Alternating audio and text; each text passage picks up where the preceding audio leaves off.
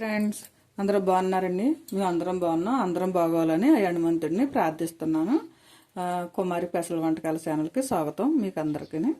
ఓకేనండి, ఈరోజు మీ ఎదురుకు వచ్చేసా మీకు చూపించబోయేది వేళ పాలకూర అలాగే పెసరపప్పు మనకి పొడి పొడిలాడుతూ ఉంటుంది అనమాట. ఫ్రై కింద కాకుండా కూర కింద కాకుండా మనకి ఇప్పుడు తయారు చేసే విధానం కావాల్సిన పదార్థాలు చూపిస్తాను చూడండి. ఇదిగోండి, నేను 3 కట్టలు తీసుకుని చక్కగానే ముక్కలు కట్ చేసుకుని చక్కగా పసుపును కొంచెం సాల్ట్ వేసి కొద్దిగా కడిగేసుకుని తీసుకున్నాను. మనకి పాలకూర అనేసరికి ఆరోగ్యానికి మంచిది కదా, మనకి బ్లడ్ పట్టడానికి అలాగే కంటి సూప్ అది బాగుంటుందండి.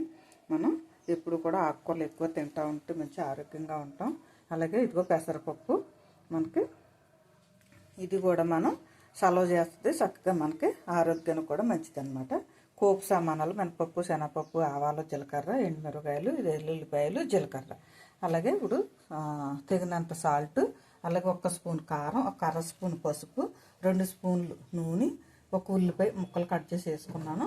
అలాగే 4 పచ్చిమిరపకాయలు ముక్కలు కట్ చేసి పెట్టుకున్నాను. ఈసారి మనం తయారు చేసే విధానం చూపిస్తాను చూడండి.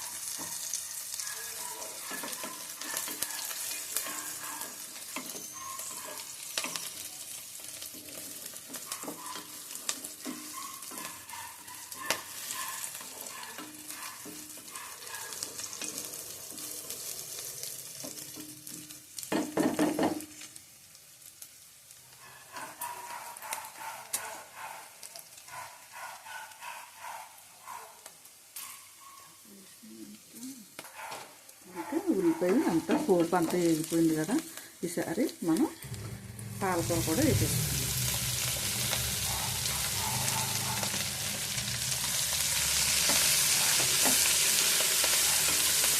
మనం ఈ పాలకూరతో పాటు పెసరపప్పు వేసి పెట్టుకున్నాం కదా, ఇది కూడా వేసేస్తాం.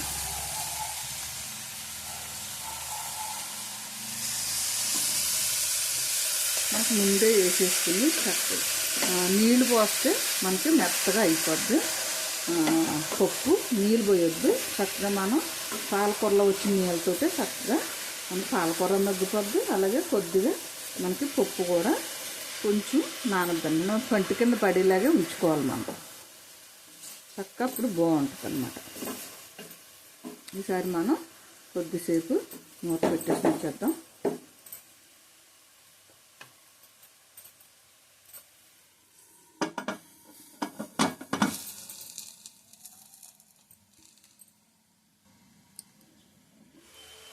మనం కొంచెం మూత తీసి చూద్దాం.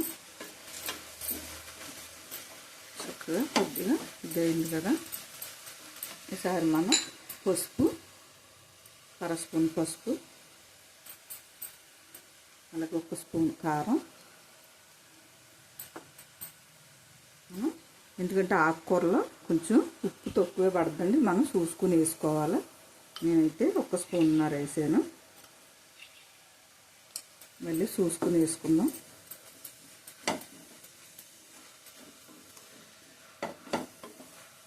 మనకి ఆకుకూర మగ్గినంత టైం ఉంటే సరిపోద్ది అనమాట.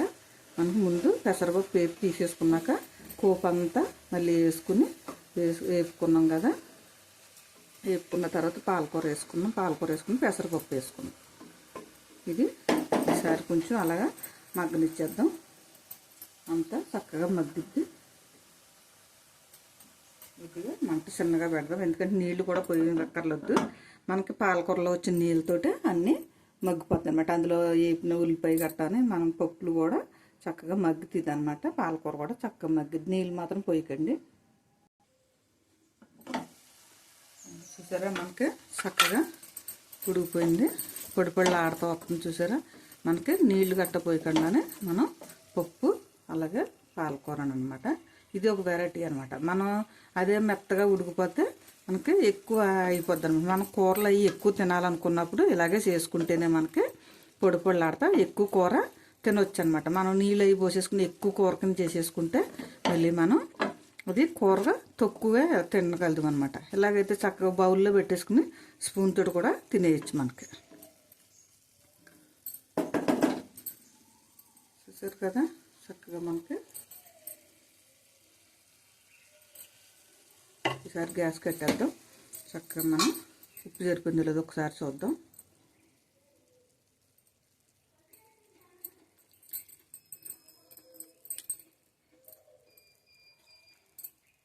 ఉప్పు సరిపోయిందండి, బాగుంది. ఇది గురించి చూసారు కదా మనకి పాలకూర అలాగే పెసరపప్పు మనకి ఫ్రై టైప్లో వస్తుంది అనమాట. మనకి పొడి పొడిలాడుతా తినడానికి బాగుంటుంది అనమాట. ఓకే కదా, ఇది చూసారా. మీకు నచ్చిందని అనుకుంటున్నాను. చేసే విధానం కావాల్సిన పదార్థాలు మీకు చూపించాను. మీకు నచ్చిందని అనుకుంటున్నానండి. నచ్చితే కనుక షేర్ చేయండి, బెల్ ఐకాన్ నొక్కండి, అలాగే సబ్స్క్రైబ్ చేసుకోమనండి. అలాగే మళ్ళీ ఇంకొక ఐటెంతో మీ ఎదురుకు వస్తా. బాయ్ అండి. చూసారా ఈసారి బౌల్లో వేసాను. మంచి కలర్ఫుల్గా బాగుంది చూసారండి. మీకు నచ్చిందని అనుకుంటున్నాను. ఓకేనండి, బాయ్ అండి.